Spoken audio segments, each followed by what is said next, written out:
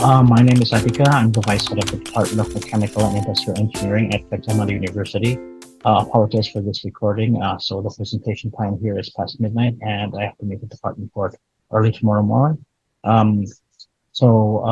Here we will be presenting this proposal between Gimbalabs, Indonesia, and Gadjah Mada University to develop Cardano developer ecosystem at Gadjah Mada University. Let me show my slides here.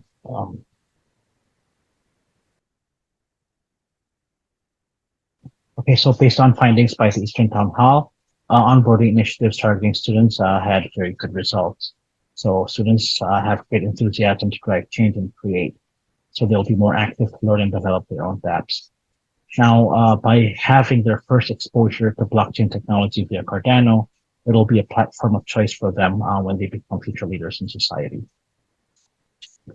So our university, Gadjah Mada, is highly reputable and just ranked #1 in Indonesia.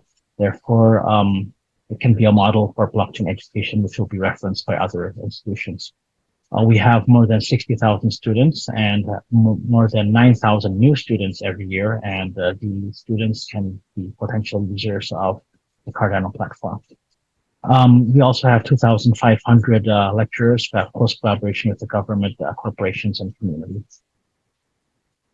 So what we post for onboarding is these steps. So first we will localize and translate this project-based learning, or PPBL, and then integrate PPBL into Gadjah Mada University curriculum.